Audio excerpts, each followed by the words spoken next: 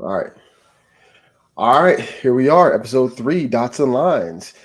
Three of them Like I said things. before, I messed up that intro so bad. I'm never going to try it again. So, We need intro It music. was it was all things nerdum. I remember it all. Yeah. yeah. Comics, manga, anime. Thank you, because I'm not fucking that up. Yes, sir. To the opposite side of me, introduce yourself. Go ahead, Phil. I am Philip McConnell, your friendly neighborhood Renaissance man. The homie Phil. Crazy. Okay. Mr. Sniffles, introduce yourself. My name is Desmond Digadez. Mr. Sniffles. That was my step name, but I'm gonna just birth it as an origin story for my superhero name. He's also a huge hater. We'll talk about that later. And I'm Yes. Grayson Red, just a big old weeb. Like I said before, this is the Dot and Lines podcast where we talk about everything nerddom, from normies to the vets. All right. Woo! So let's talk about the masterpiece that is and always will be Daredevil. But this iteration, Disney Plus, Born Again. Holy fuck. Yeah. All right, so just like damn near all of our topics, I've gone full speed ahead and dug deep, watched both the episodes, rewatched some of the series, watched breakdowns. You've watched an episode, Phil. Desmond, being I'm out the Desmond, loop. didn't see any of it. Yeah. He's not So- in the YouTube video. He was just like, fucking we ball. Nah, yeah, I'm completely blind with this one. I see what you did there. Yes, sir. You did not do that on purpose, but I love it. Always bars. It's always bars, even if it's subconsciously, you know. I did watch an IGN recap of the Netflix though, so that I did watch, just Okay. not the episodes. Terrible. Well, let's first off, I want to put this out there. The first 15 minutes of the show, best first 15 minutes of any comic book show I've ever watched ever. Period. I don't care. Goated. I've said for a very long time that Daredevil seasons 1 through 3 on Netflix, and even like I guess you can say season 2.5, which would be Defenders, is the best comic book show ever. Period. Yes. With this, if they can keep this pace up, there's going to be too much separation. Like it's going to be Usain Bolt versus races everybody else type shit. Like it is so good, Yeah. bruh. So Desmond, I don't know if you. What do you know about Daredevil? Like, period. What do you know about the show? What do you know about the character? I just remember the movies from the 2000s. Was it Ben Affleck? Yeah, that was Ben Affleck, right? With the You know what? Electra. It's not as bad as you think. I like the movie though, because I mean they did Punisher right after, so you got all of them, Electra. So I kind of felt like I was in the verse to where Bullseye, you know, Kingpin. I like Daredevil and the villains. He's frequent in animated series for Spider-Man, so I've always had some type of awareness of him. You know, plus growing up as a Jeff Hardy fan, like, oh, this guy Daredevil, like innocent his name, fuck his body, and all that other stuff. Yeah. Let's not forget, he's just a regular nigga. Like he's just a normal dude that has echolocation. That's it. He's tough. Yeah, basically. Yeah. He's off with less steps. Well, shit. I do have to push back against that because he does have like extraordinary, like basically radio sense, but all of his senses are enhanced, which includes his sense of balance. And I think that Disney Plus did a really good job of. That's really a big deal, honestly. That's really a big deal. They did a great job showing him like being more acrobatic, showing off like some of that CGI, coming up and down. That scene where he jumps up off of the goddamn ledge or whatever to punch. Spoilers. Spoilers, bro. I'm sorry. We got to talk about the shit. Where he comes in and punches Bullseye and he lands perfectly. I'd never seen that in Netflix. They just didn't have the budget. And that's okay. That's just fine. Something I wish we had gotten was more. So I'm a big fan of practical effects. And I feel like with something like Daredevil, you don't have to CGI and rotoscope goddamn everything. All you need is is super fucking athletic stunt double, which they exist. You hire any male gymnast, they could do the shit that he's doing. I hear what you're saying, and I actually genuinely respect what you say. I think we need more practical effects. I think we've gotten too CGI reliant. But for this, I loved it. Oh, it was beautiful. Don't get me wrong. It was beautiful. I just wish it was a person. But like I will say, like, in terms of Daredevil does something very well with him being, it's like a great, like, because he's not quite Spider-Man, but he's also not quite Iron Fist. He's like right in the middle of like, yo, I got these fucking hands, but I'm still a normal dude. So his fights, you feel his fights.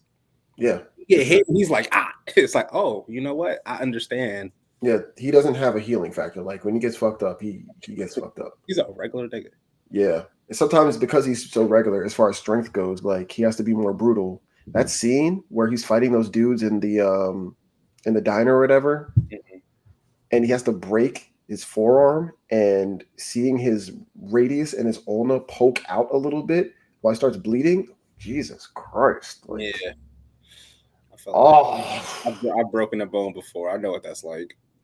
I don't think you've had compound fractures, Phil. That shit is extreme. Nah, not at all. Yeah, no, this shit, like, anyone who was concerned about them not doing it justice because it's on Disney now, throw that shit the fuck out the window. Yeah. Something I will say that they did that I really liked is that first 15 minutes, they was like, hey, I know that thing that you liked and the reason why you're here now. We're not doing none of that shit no more. We're not doing none of that. We're getting rid of the old characters. We tearing up the carpet. Guess what? You getting all new stuff. You don't like it, you could leave, but you're not gonna leave because the first 15 minutes is not. The first 15 minutes is like the hallway fight scene. Basically, it's all one shot. It's one continuous shot, and niggas is getting hurt. hurt bodies. Yeah, bodies. And remember, I guess we didn't air this, but remember we were talking about what we think the show's going to be like. It's definitely the at least half Devil's Reign, bare minimum half. Yes. Yeah, it's so great. So just so you know, Devil's Reign, or everything leading up to Devil's Reign, was Daredevil, like we said before, killing somebody, going through like a long period of depression, and scrapping his way out of it. He doesn't go through a long period of depression, at least not openly, but he does quit being Daredevil, and he attempts to kill somebody, Desmond. Like, he tries to catch a body. He tries his damnedest. And the only reason he lives is because, Phil, I don't know if you remember, at the end of Daredevil season 3, he basically gets experimented on, and that's when he gets like those like cybernetic implants, which makes him stronger and more durable. We're talking about Bullseye or Daredevil? Okay, I figured you're talking about Bullseye with his spine, right? Yeah. That's the only reason he lives. Otherwise, Matt would have really caught a body. Yeah. I was watching that and I was like, if you fall from that height, it doesn't matter how like good you're, like, still your brain is pushing against your skull. Yeah. I've got a concussion from less height. Oh, for sure. No, for sure. No. Yeah, listen, no, he would have been out of his brain would be at least bleeding because he doesn't have a healing factor, does he? We don't know we don't know. I genuinely don't know. But I know that he was wrecked. I know he couldn't move. I know he lifted his head up and put it right back down. He wasn't feeling well. Yeah, he should have a concussion or at least brain bleeding or something. Oh man, fuck a concussion. That nigga's brain was mush. Yeah. Adios. But Desmond, I have a question for you, right? So in terms of Daredevil, one of the things that carries it is its villains, right? So with the way that the Kingpin is being set up, like we were talking about Devil's Reign and the other comic books that it is adjacent to, how do you feel about the street level villains versus the things that we've seen in like Marvel and stuff already in the movies? Street level villains is straight. I mean, for it to be 3 seasons and however much, this is technically a 3rd season, right? No, it's the 4th. So yeah, the 4 seasons of Kingpin, because he was there from season 1. Like, seeing him step into like the underground, kind of like Penguin, but a little bit, more drawn out since it's 4 seasons of it. I don't got no problem with street level, villains. I don't know too many of them on the Daredevil side, I'm sure, other than Bullseye and what it was covered that they share between Spider-Man animated or whatever movie. Because I think it was only one Daredevil movie, right? Yeah. Thank God. And then I don't know who the villains were in Elektra, if that has any ties to Daredevil villains or not. It was actually just Bullseye, and I think the Electric movie was The Hand. I didn't watch the Electric It movie. was so long ago, so who knows? So bad, I blocked it out of my memory. In my mind, Elektra's only real villain is the nigga who killed him, which is Bullseye. I mean, when you say street level villains, like who what would be an example? Green Goblin. Yeah, Green Goblin street level. He just a nigga in a do-rag. For real. Yeah. We hear voices. So it's basically all the niggas like on Perry Street at 5 a.m. I got another reference to Trenton, New Jersey, man. Let's go. That's a different type of nigga, Perry Street nigga. So I see where Daredevil and his blooded out, all that. He is. Hey yo, Daredevil really is kind of gangbang. Yes. He's in all red, jumping off rooftops, throwing hands at random street niggas. Like he kind of Rep Hell's Kitchen. Bruh. He might be throwing up his set. You ever seen him when he's going like this? They were That might not be villains. That might be a gang we don't know about. He is nigga adjacent, to say the least. Bare minimum, Yeah. Like he's like here, but yeah, I find it interesting, especially when we're starting to see more street level villains get their own things, because like the Kingpin is a main force in this, and the Kingpin was a main force in like Echo and the other shows too.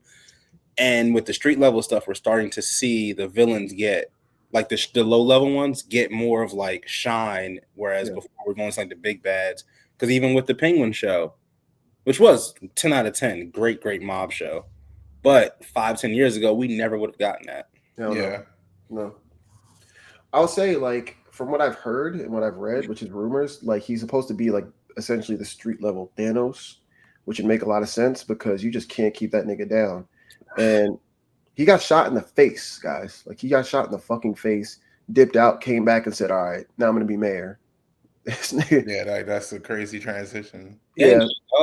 It's giving Donald Trump. So when I hear street level still too, I think of like Tombstone and stuff like that. That's what we talk about. Okay. Yeah, for sure. Yeah. Realistically, street level is anybody that cannot destroy a city block with two hands. Yeah.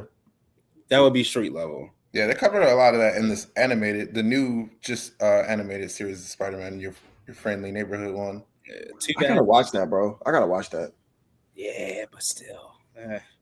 Yeah, they did Scorpion, they did Doc Ock, they did Tombstone, they did. You didn't see, him as the Green Goblin, but they did Norman. You heard the voice. Yeah, there was something equivalent. He's a nigga with waves. He's a nigga. Yes. They animated the waves perfectly too. Shout out to whoever animated that. 360. Yeah. And studying hair texture and shit. Well, shout out to all the young Negroes that's been working at Disney as of late. Except for the X-Men dude. Hey yo, controversial opinion. Cyclops is my favorite superhero, right? Oh God. We know.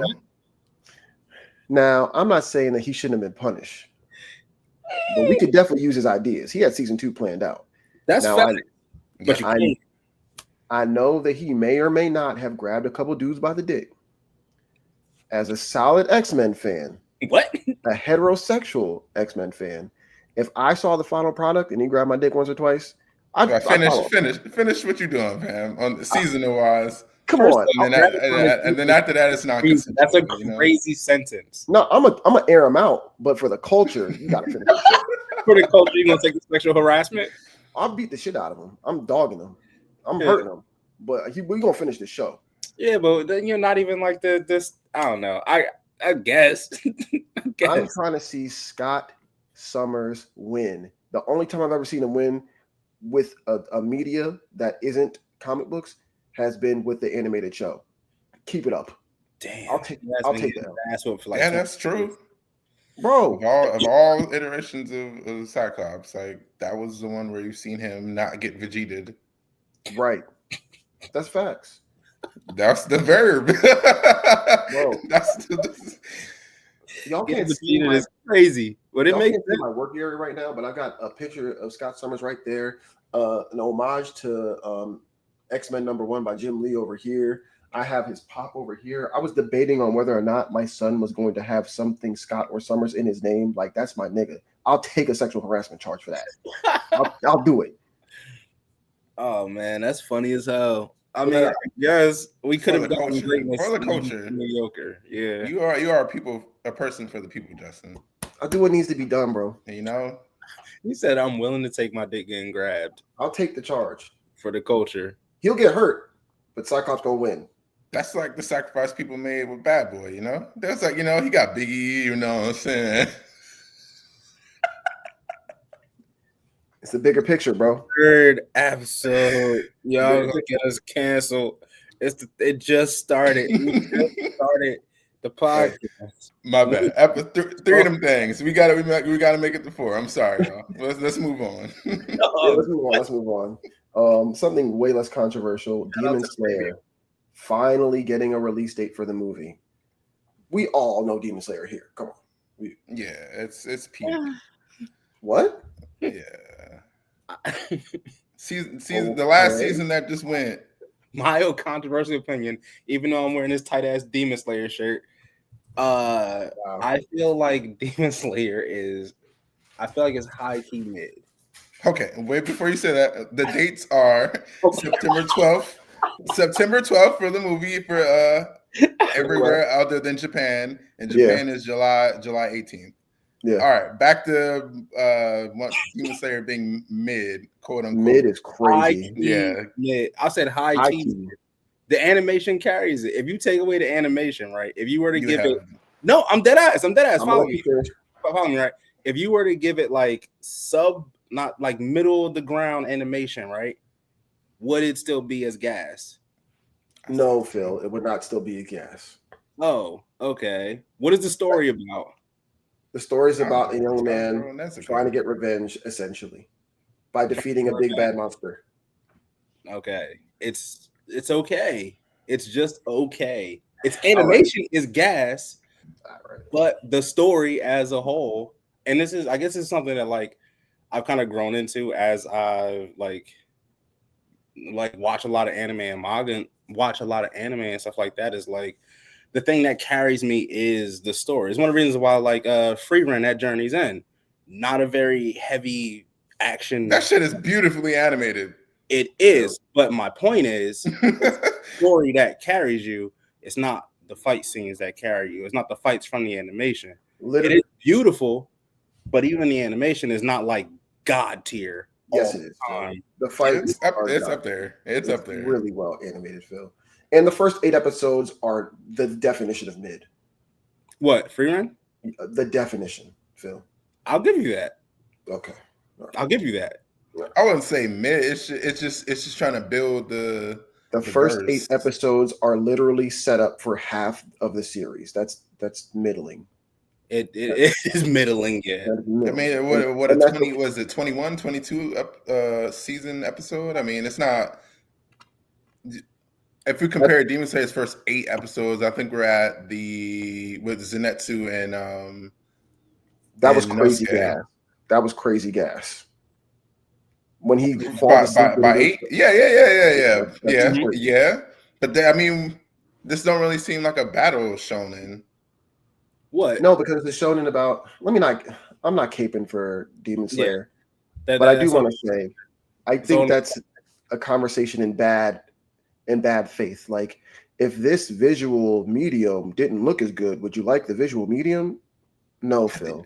I would not. Crazy that you compare those two, but both wise, like with Demon Slayer, it doesn't have to be carried by the animation because I feel like the characters, and even though the story it was what you call regular, it takes you through the steps. Like you don't get Tanjiro seeing Nezuko out in the sun. Thank goodness.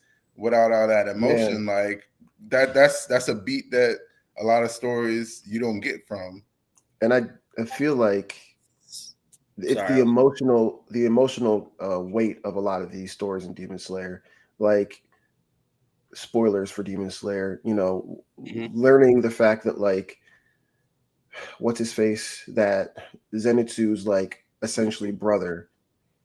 Did you watched all of it, right? Yeah, that's a spoiler. Yeah.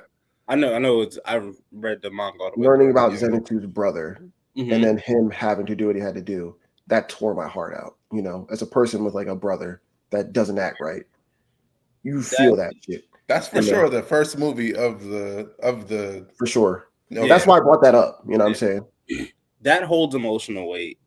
But as far as the other characters, we don't really get a lot of Goku. Huh? Rengoku was, come on, bro. You felt that. You felt that. I did. I'm not gonna lie, Phil. Knowing what happens, because I know there's gonna be some viewers that didn't read the manga like us. I don't want to spoil it, but almost everyone gets an emotional arc. Like almost everybody. All of them, really. Yeah. I guess my main not gripe with it is yes, everybody does get their emotional arc towards the end, towards the last little bit of very end. Yeah, yes, sir. I very much did not like the ending, but that's a whole nother conversation which we'll talk about once it gets there. No, let's talk about it. I want to talk about it. No, because I know what part of the ending. Yeah, no, let's not talk about that one. The ending was not. It didn't stick the landing for me, and it does a lot of. It does a thing that a lot of manga does, where they don't know how to end it, and you can tell because the same thing happened with JJK. The dude just, JJK was rushed for sure. Spoilers for anybody that has not finished the JJK manga or has not seen any spoilers from it already. The ending kind of drug, and then it went super quick. It drug for about a year, and then it was wrapped up in like a month or two. I agree. Really? Yeah. Where it was like you had all this build up for all this story, and then even the way that it ended, and I think that Gege hates his fans, which is a whole nother conversation. You're hating a little bit. Yeah. How? You're hating a little bit. I think what it really comes down to is what we talked about before. These people in Japan are being worked way too hard. And I think he just hit a tipping point and then said, all right, let me just finish this shit out. I'll be honest with you. From what I saw and what I was reading from him, he didn't even really want to do Jujutsu Kaisen like that. Yeah, I got that. Yeah. He did the Desmond. If you go ahead. Now to say the series was supposed to be about Yuta. Yeah, for sure. 100%. Yuta was supposed to be the MC. Yeah. And the whole 3-team dynamic worked, and he was like, all right, well, fuck it, we ball. Yeah. Yeah, Desmond, I don't know if you know this, but like it's like Phil said, it was supposed to be about Yuta, and it was kind of supposed to be wrapped up real quick, like within that first like 5 issues, JJK 0 essentially. Mm-hmm. And it got so popular that they were like, bro, come back and like do that again. And he was like, I don't know. I had other things I want to do. But like, struggling artist, I'm gonna do it. And it just got bigger and bigger and bigger. And he was like, nigga, fuck this. I did what I needed to do. Y'all about to get what y'all get now. Shout out to Toji coming back twice. Yeah. Yeah. But I do feel like fun fact, that's what happened with Yu-Gi-Oh! He did not want to continue it. And Yu-Gi-Oh! Was never supposed to be the game. It just popped off. Yeah. So, but I feel like in terms of like manga, we do get this a lot where they don't know how to end it, so they don't stick the landing. And I feel like with Demon Slayer, the last, I want to say 20 to 30 chapters just kind of drug. And then we got something really interesting that happened that I'm not going to spoil. Yeah, very interesting. Really fucking cool. And it could have been a really concept for a sequel if that's what I felt like. That's what I knew that part was what you were talking about. But they didn't. But could you?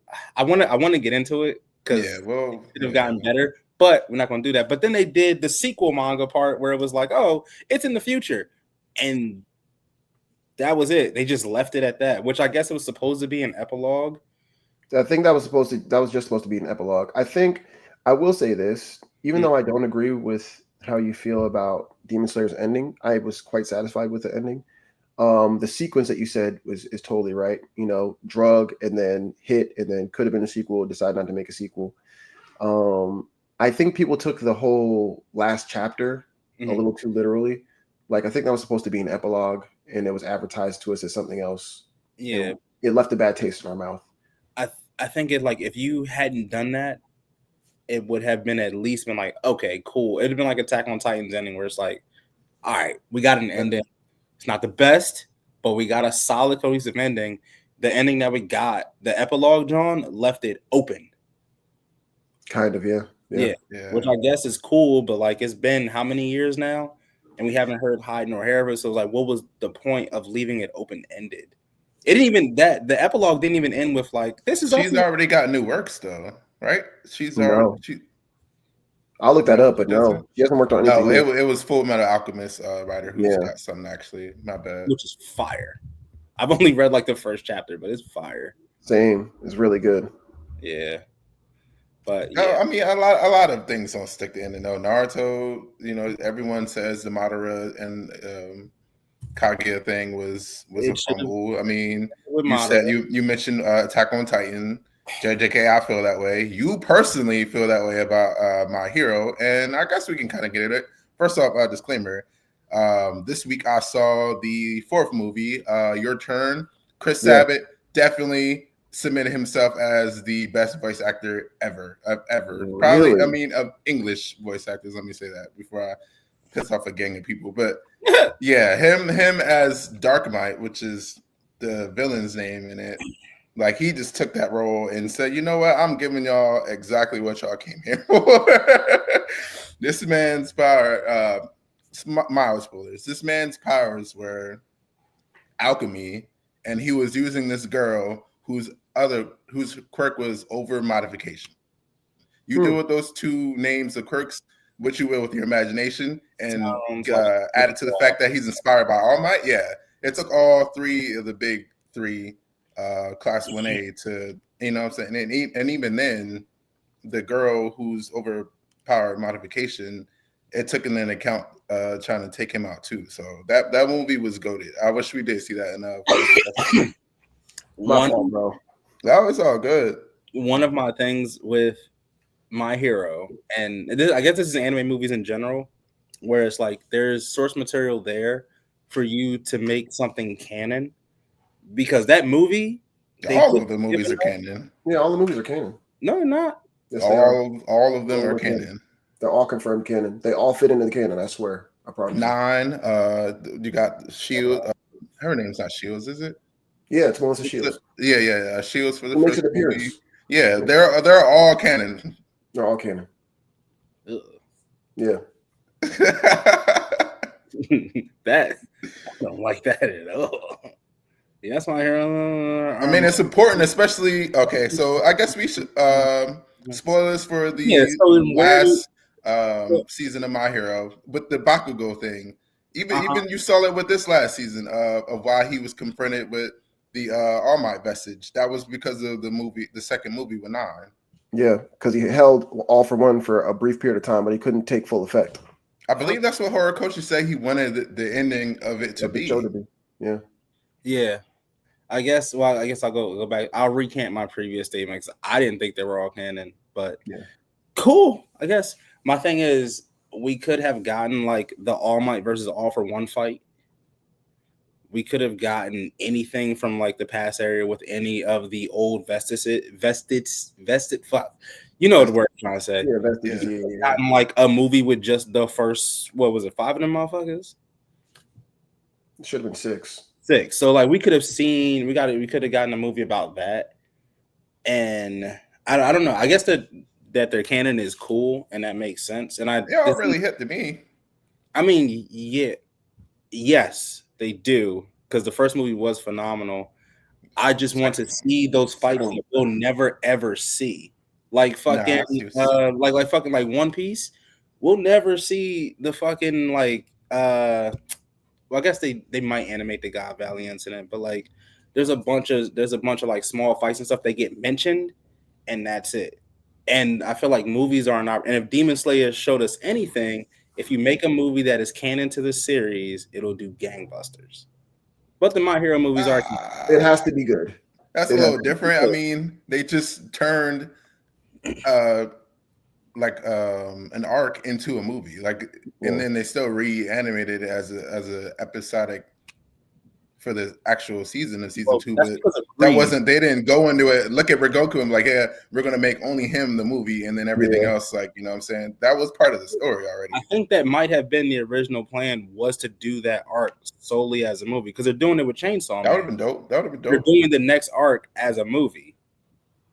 So I think that was the original plan, and then it did fucking gangbusters, and they were like, "Fuck it, let's do it again." And during then the pandemic, and then they redid the During the pandemic. series, and then they tried to do it again, where they animated the first four episodes of the second season of the third season. it was the last 2 episodes of season 2 with Tingen versus the brother and sister. Yeah. I'm not going to try to remember their names. Yeah, and then the first episode of the third season introducing Mushiro and is it Missouri? Is it Missouri? Matsuri. Yeah. I had to visually. I feel like the first season was like not the first season. The first movie was lightning in a bottle, and then they tried to replicate it again, and it didn't hit.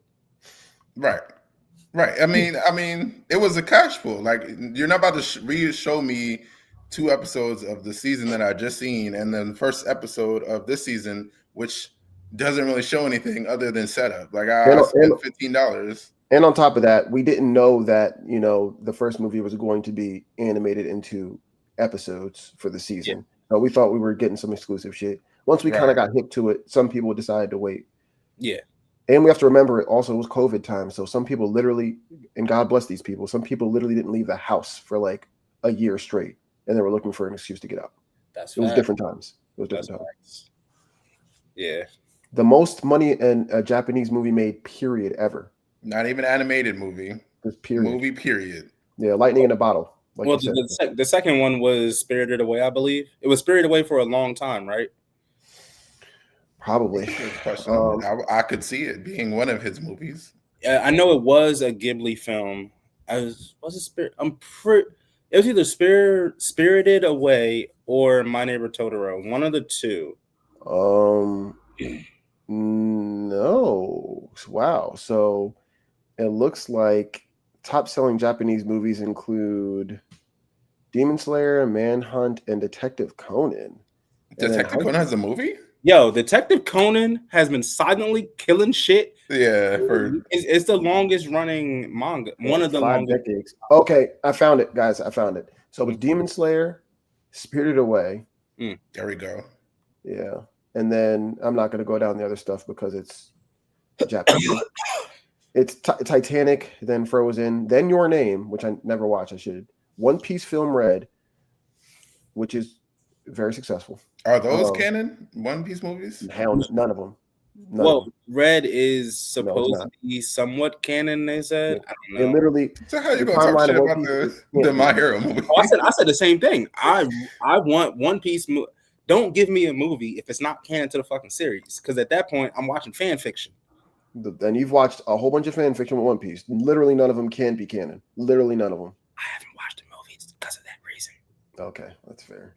They did bring in Yuta like through a flashback, so she's possibly like real. I haven't seen her in the manga yet, but yeah, none of them is canon.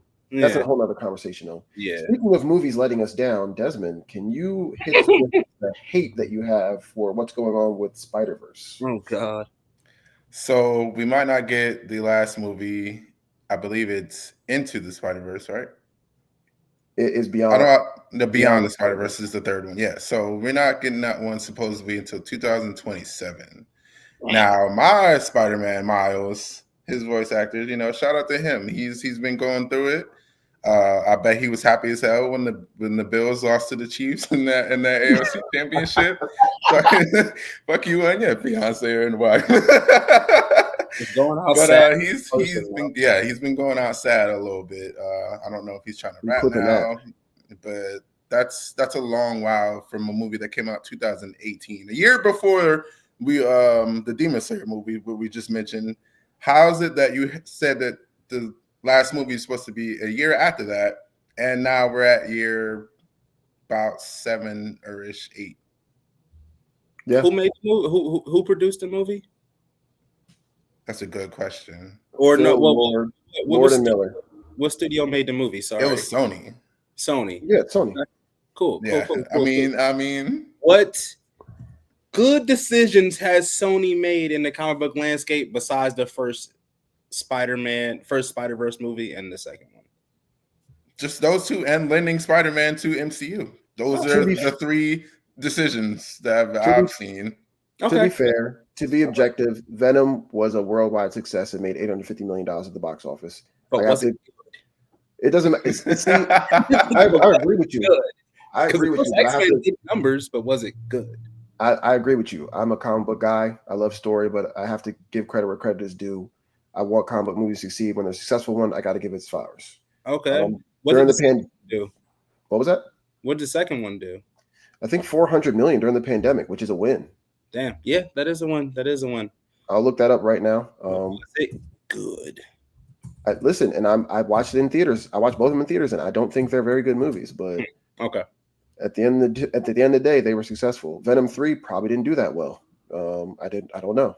I mean, to be fair, he's the best Eddie Brock that I've seen. He is by far the best Eddie Brock, but I think the thing. By the way, Venom 2 did 500 million, which is crazy to me. I think the thing that happens is you have movies that find something that really works for them, like with Thor, like with the Thor movie where Taika Waititi was the director of it. What am I thinking of? Thor 3? Was it 3? Yeah, it was Thor Ragnarok, 3 was Taika Waititi's first movie. And I wasn't making a face at you. I was making a face at the fact that Venom 3 managed to make $478 million. There you go. And that came out just around a time something else came out, I believe, too. That was came out recently. Yeah. And I thought that movie looked bad. But matter of fact, I want to say it came out around the time Wolverine and Deadpool. That might have been competing for that. That's so crazy to me. I believe. So I guess wait, what was I saying? What were we talking about? We're talking about how classic. Shut up. I lost my whole train of thought. Phil Lord and what's his name? Christopher Miller, and how they're delaying the Spiderverse movies again. Now, Sony fumbling the bag. Sorry, fumbling the bag. Listen, so I did a deep dive on this too, and they've been fucking up since the very beginning. So, as we know, animation takes a long time. We're talking about months and months in advance. And apparently, Lord and Miller have been allowing a workspace in which people have been directing them to redo a whole bunch of work last minute over and over again. The first movie, people were like stressed out, but they were on a tighter budget and they had less time because it wasn't a proven subject yet. We're talking about an animated Spider-Man movie that doesn't feature, Peter Parker as the main Spider-Man. They had to like pull it back a little bit, but it was wildly successful. I think the first movie did like 360 million and won an Oscar. Now we give these fucks more money and more time. And apparently things got more out of hand. We're talking about and I'm not joking. I read the Variety article or the Vulture article where people were working 11-hour days for a year straight, 7 days a week for a year straight, because they would make the storyboard, make the animation, and then last minute say, okay, we have to redo everything for a certain sequence, which would take months. But because they didn't have enough time, they would keep working overtime over and over again. And they were working overtime in Vancouver, right? Which is a very expensive place to live. So if you don't have money coming in, then you literally... If you're not Drake. If you're not Drake. So really long story. Mappa, low-key. Basically, no, real shit though. It's basically like Mappa because they don't have enough money to really live. So they depend on the overtime. Because they depend on the overtime, the people at the top, like Lord and Miller, know you're not going to go anywhere, so you're just going to keep working these hours that we say. It gets real dicey, and because they keep putting these people in these impossible situations, the work it's become normalized, and because it's become normalized, they can keep extending it. Because they keep extending it, things just happen over and over again. It's a real fucked up negative cycle. Yeah. And the first time it happened, it created Across the Spiderverse, which was a massive success. So the studio was just letting them do it again. Yeah. I think the thing that fucks me up too is the fact that they you have animated shows like Arcane or like Castlevania. Right. Yeah, the animation is just godly, right? Yeah. And it still has a deep and enriching story and very deep character studies. And it's possible to do it on a larger budget and not treat your workers like shit. I agree. It's possible, but for some reason they're like, oh no, this is the 1940s, and they crack the whip. It's crazy. I agree. And it doesn't have to be like this. And I love the second Spider-Verse movie is, I mean, I think we're going to talk about that for decades to come. I think it's a masterpiece. Oh yeah. And it's just more depressing because like this is the only Miles that we have at the moment, other than actual physical comics. Mhm. And upsetting, you know, outside. You go out with a 2-piece and set up the third one so great to like Prowler, Miles, and everything. Like that was pivotal to everything that was going on multiverse wise. Mm-hmm. And you just fumble it. You just don't let it happen. That's just more depressing. Yeah. Is it kind of fucked up to y'all that it's the Miles Morales movie where it's slave labor going on? That's not anybody else the wrong way. I mean, sometimes art imitates life. Tom Holland has got to be pissed. Like, bro, like I needed you to take this torch because I need you, bro. Now they're gonna put it all on his back again. Yeah. I mean, honestly, they could have introduced a Miles or at some point in the MCU, but honestly, the MCU is probably riding on Tom Holland being like the Tony Stark and being the face of it.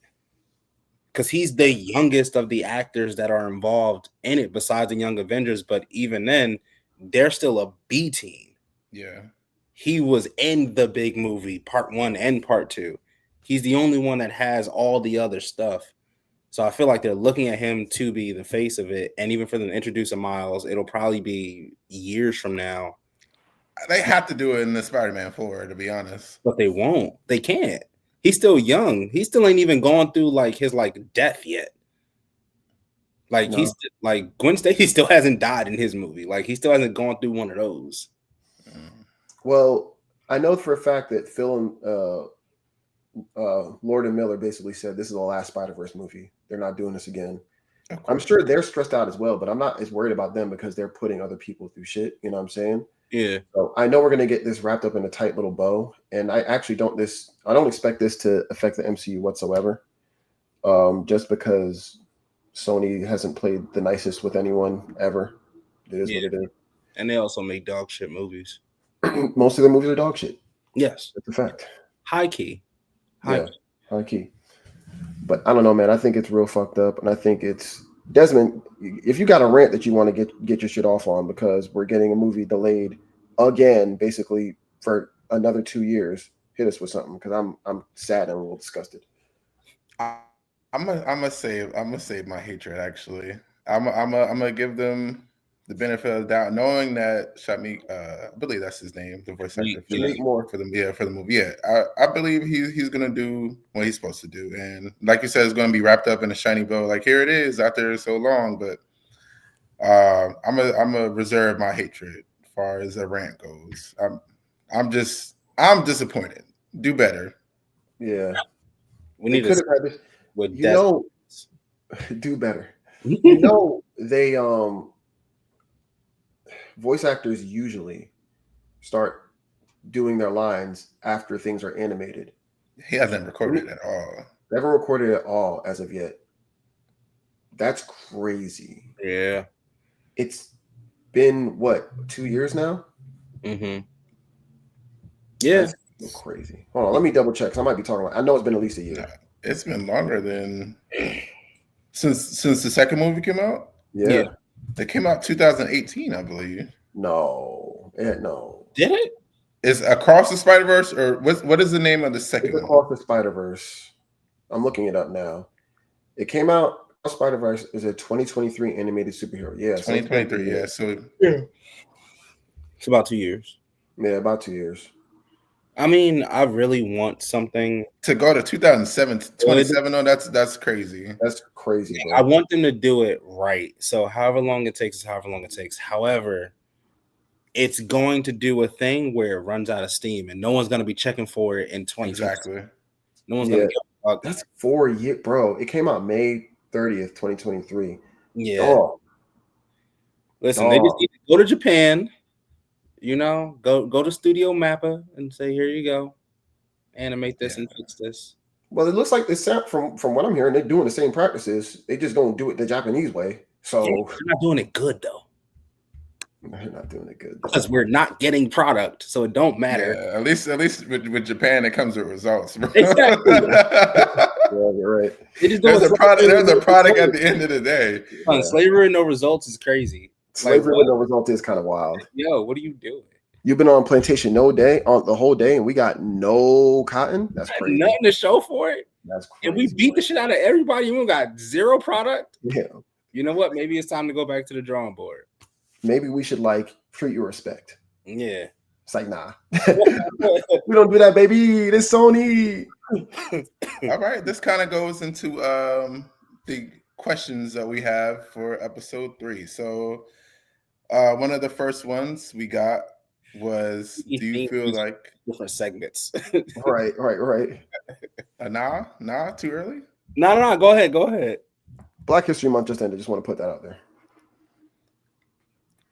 I don't know if Spider-Man is one of our favorites, but the question was, do you feel as though your favorite characters have some type of quality trait that y'all share which makes you gravitate to them being your favorite character? I'll let you go first, Phil. Yeah, we want to know you. One of my favorite, I have 3 favorite characters in all of anime. One is Kurama. Dark. The original soft boy, the original flower boy, the original I don't really want to fight, but I'll throw hands if I got to. Then Lelouch from Code Geass, who is basically a mix of Shikamaru with the Sharingan. Yeah, goated. Self-explanatory. He thinks in chess moves, and then Crollo from Hunter x Hunter. I feel very much like the group of the Phantom Troop is like our friend group. Not to say I'm Crollo of the friend group because that'd be crazy, but I feel like our friend group is essentially like the Phantom Troop minus the murder and kidnapping and murder. Literal terrorists. And literal terrorists, but the city that we came from has proved to be like Meteor City, has proved to be kind of like a cesspool, and for all of us to make it out of that virtually unscathed, with a little bit of trauma because it makes us funny, but virtually unscathed from all of that, and to still go on to have successful families and successful lives and successful careers that haven't been tainted by the city that we grew up in is fucking phenomenal. If you look at the Phantom Troop, they made it out. They granted, they are a terrorist organization, a criminal organization. Yeah, they came pretty scathed. But if you look at where they came from, it's a godsend that they made it where they made it. Right. So, but I do identify with Crollo because one, his power is like a specialist, where he has the powers that he has adapted and run into over the years, and he uses them in unique ways. And I feel like with my artistry, it is very much an amalgamation of everything I have ever learned. And it's sort of like alchemy in the sense of me taking these things, breaking them down to their simplest elements, and then rebuilding them as something new. And I feel like it's very much what Crollo does with his powers. Word. Yeah. Word. And I actually didn't know that Kurama was one of your favorite characters. Oh, yeah. Yeah. Original flower boy. Original soft boy. Can we put something out here? Remember when Laquan, shout out to Laquan, who also asked this question. Remember when Laquan didn't understand that Kurama was gay coded? Yeah. Just because of his love for Hiei. He just didn't understand that, hey, them two, they're a little friendly. They're a little friendly. And they had a special friendship that we don't talk about. I don't think they had sex per se. I think that that was just his homie and he just happened to be really gay. But remember during the Dark tournament, we found out that he had this really super special bond to this blind dude that was in his bandit crew. And that was the only person he ever trusted. And then later on down the line, because he betrayed him, he felt like his heart was broken forever. And they really wanted to bond back together again. And it wasn't a little gay coded at all, the niggas. He never had a girlfriend, and the only nigga he ever really trusted was 2 niggas. No. I mean, listen, original soft boys, 90s anime. What you want to do? Everybody was a little gay in 90s anime. It's just funny that not picking up on the signs does confirm his question because that very much so he goes into his very character. Yeah. The nigga walked around with a rose all day. I'm just saying. Go ahead. Hey, listen, yeah. It's got some legs to it. One of my favorite characters is Arthur from Fire Force. I feel like that delusion power, that delusion power and the backstory behind that, I was like, girl, this is, and he's a Cancer as well. So zodiacally, we have the same sign, and maybe that is why I gravitated to him. Usually I go for the main characters like Deku, and I put myself in, as far as being like an empath goes, like, they want to see some type of good Tanjiro, but it's the characters like Zenitsu and Arthur, like, that are second to the main character, but they have their own type of reason why, subconsciously or regular consciously manifesting, that they do what they do. Especially Zenitsu and Arthur. I feel like they're pretty much the same in the delusion powers, except one's a little bit more rooted in reality. He just can't do it out of subconscious. That's why he's always asleep in the beginning stages of it all. So a delusional crash out. Yeah, I feel as though that kind of resembles me for sure. I'm not going to get into specifics there, but I would also find myself in not really having the plan, just letting things ride out. I'm like, you know what, I'm gonna make it at the end of the day. So I didn't know that about Arthur. That makes a lot of sense, though.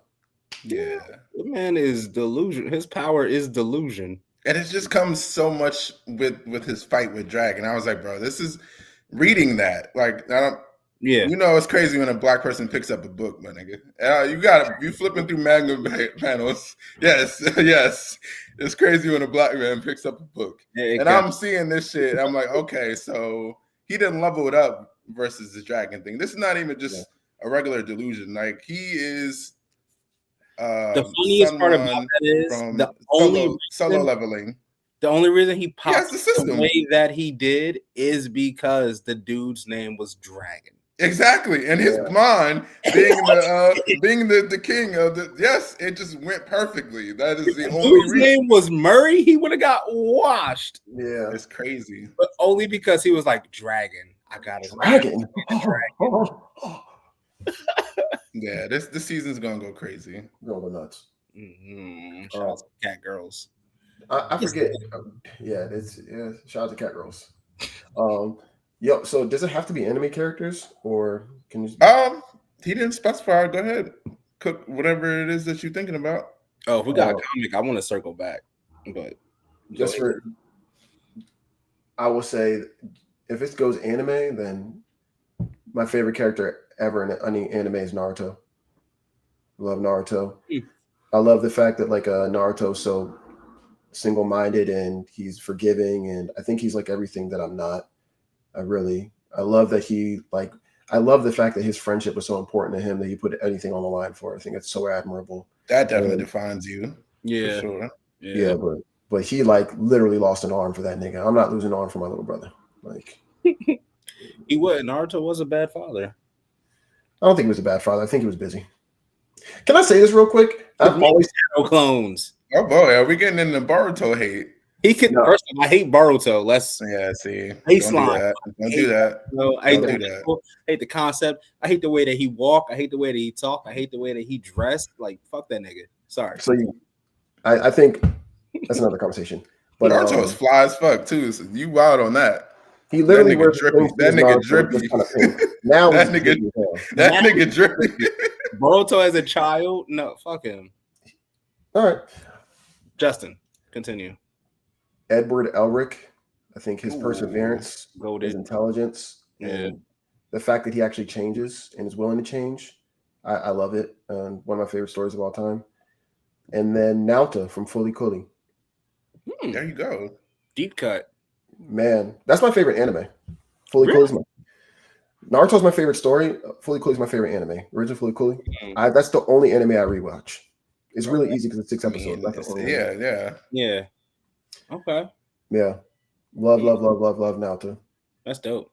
Honorable mention Deku, but I've just spent less time with him. Oh, he's so whiny at first, but I get it. I rock with Deku.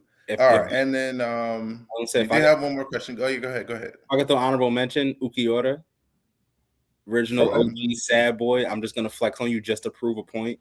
What is that from? Bleach. Yeah, there's a moment where he won the fight already, like the fight's over, and he's like, you know what? I don't think you hate enough yet. I'm gonna break you a little more. There we go. See, it's motivation. Dog walk. Which character is this? Ukiura. He basically turned into a bat, essentially. Oh, that's my favorite Ichigo fight, actually. Core memory. We read that chapter at Phil's house when we were like 15, 16 through YouTube when they were like uploading it for like an hour before it got cut down with background music. And I thought it was the most epic thing ever. See, even when black people pick up a book, and even if it's on YouTube, bro, that's defining. Defining numbers right there. You see that shit in the panel, you know that you invested. It's different. It's different. Black History Month just ended, bro. It's not even. We're not even a week out. We're not even 2 weeks. Okay. Well, what was the other question? And the second question, I have to actually pull this because it came on the verge of the Avatar anniversary. It says,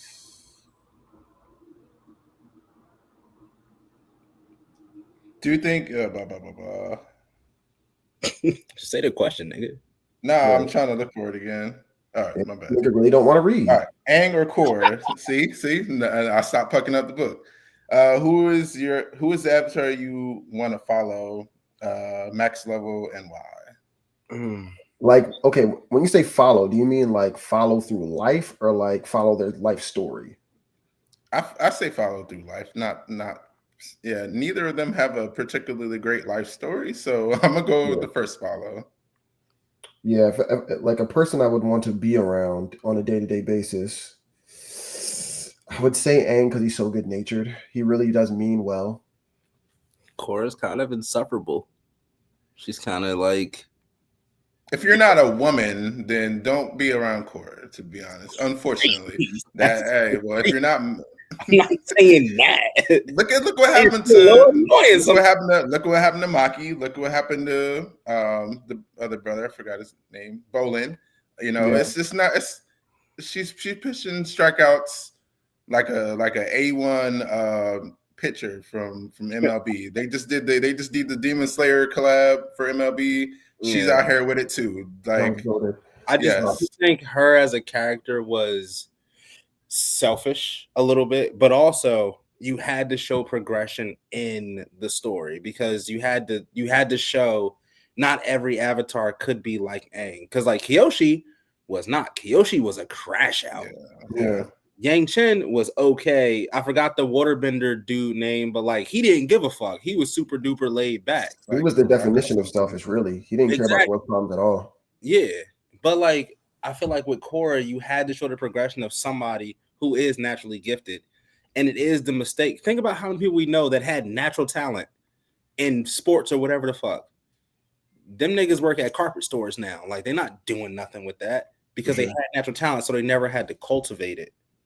When you look at Korra, who had natural talent, she only had to cultivate it because she was getting her ass beat regularly. And even then, she only cultivated up until the point she could win. And even then, some of that shit was plot anyway.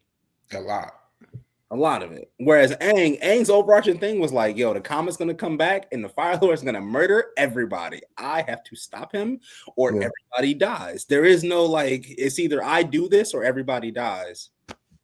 Well, first off, I want to say I don't think any of us here are Korra haters. There's a weird contingent of the internet that just has some deeply rooted weird hate for her. I love Korra. Woman of color.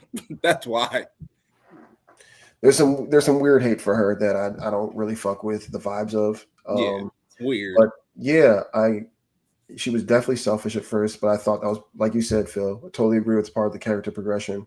And I don't really mind the fact that she was selfish, because when you look at Aang, he was kind of selfish at first. Like he didn't master the Avatar state because like he really wanted to make sure Katara was safe. That's only because he like had romantic feelings for her. He kind of put the whole world at risk. Listen, man, for the cheeks.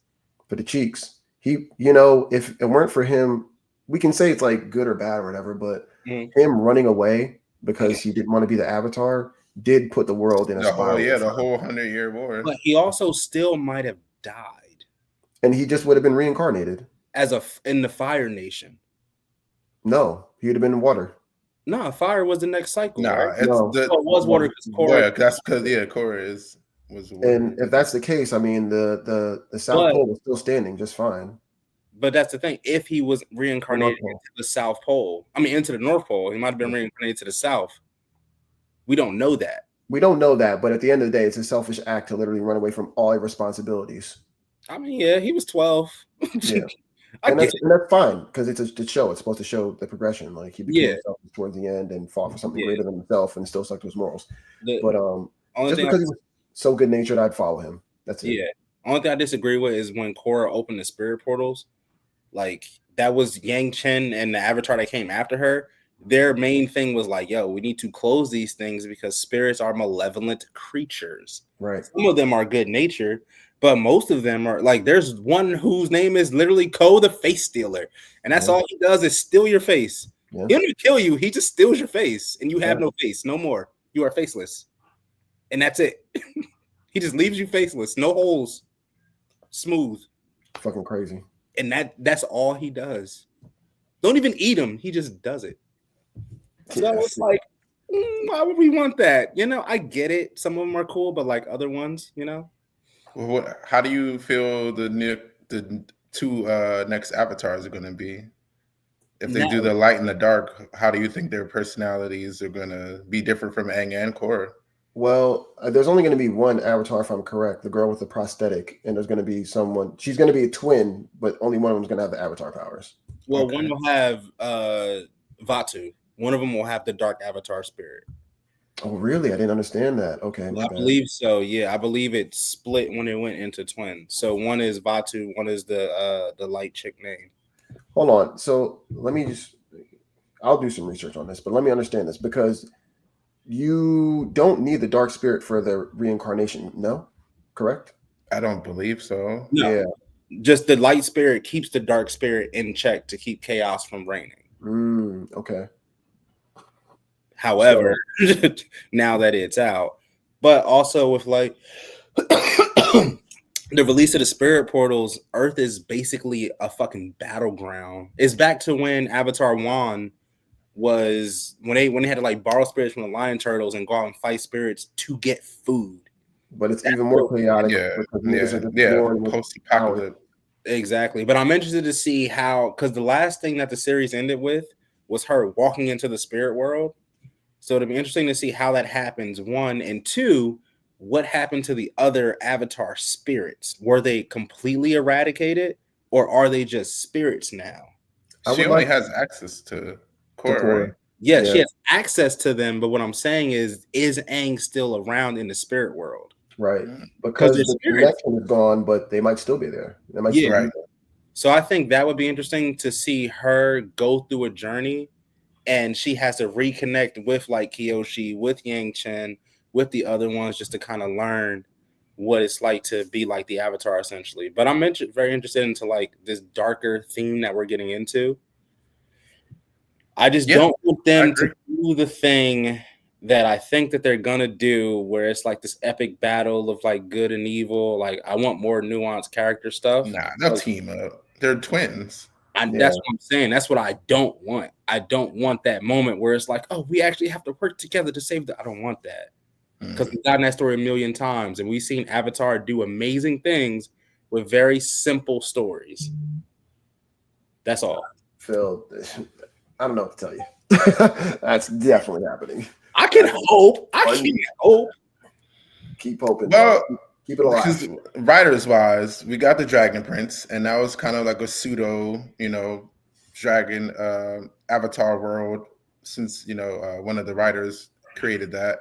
And as far as main characters go, we have Column, which is literally the voice of Sokka, and he's the mage. So out of all, he's the one with quote unquote bending powers, and the forces that they bend in the show are just great. Like the primal sources, you got the sky, the moon, the sun. Like the way that the magic system is set up in the Dragon Prince is amazing. But Column is. Go ahead. I was going to ask you, it's the same writers that made Avatar? one of those ones. I believe it's Aaron. I forget his last name, but one of the two.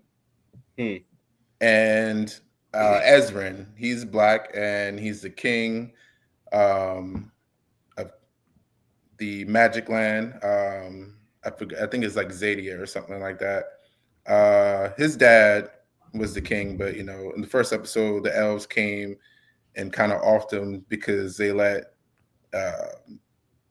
the dragon, the last dragon, like her egg, they ended up taking it for dark magic.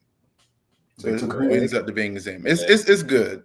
That's what I'm gonna recommend is the Dragon Prince. Speaking of a core memory, do you remember the Day of the Black Sun, the event that was on Nickelodeon? Yeah, the episode. Yeah. We all went to Justin's house. We had like a watch party for it.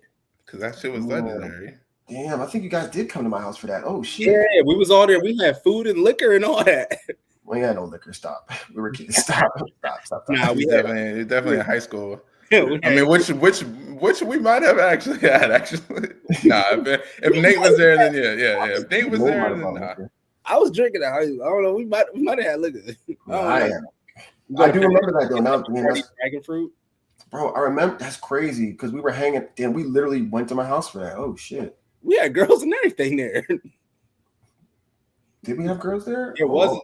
There, I forgot who was there, but there was a girl or two there. Damn. Yeah. Wow, that was a crazy long time ago. When we get off air, I gotta ask a couple questions about some things. But yeah, that's crazy. But yeah, I'm excited. I can't wait to see. Desmond, I've teased you about this before, but I feel like I hear new Avatar news all the time, and I haven't seen anything yet. I know a movie was supposed to come out, it just didn't come out. Yeah, because they got fucked one with Aang as an older, I don't want to say adult, but that movie is supposed to come out, I believe, next year. I think it got announced with the series. I feel like I've been hearing about that since like 2022, bro. Since the studios, since the Avatar studios. But I mean, what was that? It's still a better predicament than this third Spider-Man movie. We're gonna let them cook. You know what I'm saying? It's at least they didn't start us off and then having us want more and then just stop. So real quick, right? The showrunners of the Netflix show got into disagreements with the creators of Avatar because they wanted to take stuff in a different direction, or at least creative differences. So they split. That's what took the live action show so long to come out, and that's what's taking it so long to come out again. It's just creative differences, but like they basically got fucked by Netflix because Netflix wanted to do their own thing. Mm-hmm. Yeah, well, now they got their own studio, so shout out to them. Studio. Yeah, I just want to see new styles of bending, or not even new styles, just different. Like, because lava bending was cool. Zahir pulling the air out of that lady's lungs was super fucking cool. The lady water bending with no arms, fuego, super fire concept. Crazy. The astro bending was astro bending was cool. What else? Swamp bending, blood bending was dope. I know in the light novel, Kyoshi does glass bending, which is like, yes, give me shards of rain glass, 100%, 10 out of 10 would recommend. So I'm interested to see how they will push bending forward in a different way. Yeah. So, but yeah. Yeah. I think that's all we got for today. My bad. I was just looking up when the show's supposed to come out, and we don't have an official release date, huh? No, I think they just announced it, but they did announce it on the official Avatar podcast. Anniversary. Yeah, 20 year. Any anniversary. I'm be honest, bro. I'm getting a little wary of these coming and we hear nothing about it for like 3 years. I don't like that. It's the same predicament as Spiderverse stuff. I hope they figure it out. I hope they do. Because now that they have a studio, a legitimate straight up studio, like you said, Desmond, we really shouldn't, because this is supposed to be their main thing. Yeah. Right? They're not divvying up resources. So all they have to do is poach some animators from MAPPA and be like, yo, we'll treat you better. Come over to Death Row Records. And that's where it. you'll die, but you might get like an extra 50 cents per hour. You'll die, but you'll eat 3 meals a day, possibly 2 sometimes. But you'll get a bed with sheets. With sheets. You don't got to sleep at your desk or on the floor. That is the saddest shit ever, bro. Oh yeah, you could sleep on a fucking sky bison. Like, who doesn't want to do that, bro? Yeah, we got sky bison. Yeah, who doesn't want to sleep on a sky bison? Facts. On that very sad note, anything you guys want to suggest before we end the show? Felipe. Yes, Power Rangers, the comic book. It is fucking phenomenal. They did not only the Shattered Grid event was amazing, but you got to see like Dark Tommy and shit like that. I'm rereading it currently, but just the Power Rangers run in general in the comics is 10 out of 10. And I wish we could get that in a movie, but I know they will fuck it up because they suck. The Real quick, when you say Tommy, the actor is the character in the comic as well. Like they based it off of, I believe his name was Jason. Yes. Okay, there we go. Yeah, it's that Tommy. So picture that Tommy, but evil, and his suit is a combination of the white Power Ranger and the green Power Ranger suit. Yeah, he can both. Okay. His name is Lord Draken. His Megazord grows and shrinks. So fire. That's dope. That's awesome. Way go, dog. And they also go into like the mythology of like the morphing grid and like Zordon's origin and Zed's origin, who apparently Zordon and Zed were homies at one point. Like it's the mythology is deep, the lore is deep. But 10 out of 10 recommend Power Rangers. All right. Des? I kind of already did it with the Dragon Prince. It's worth it on Netflix. If that's not one that you would want to get into because the animation is a little bit more CGI than Fearing Beyond Journey's End, like we mentioned before. I don't believe the first 8 episodes are that, like, but it's a good series. Now, I was going to suggest Ultimates number 10 because we were talking about it before, but I realized that Moon Man issue 6 came out in honor of Desmond. You know what I'm saying? Is that the boy Cuddy right there? Yeah. Written by Scott Miscuddy, otherwise known as Kid Cudi. It's a great book. Long story short, guy goes into space, has superpowers inflicted on him. He doesn't really want it. Makes his life a little bit worse. And he has to deal with the fact that he's superpowered around a whole bunch of niggas. There you go. Music career? Huh?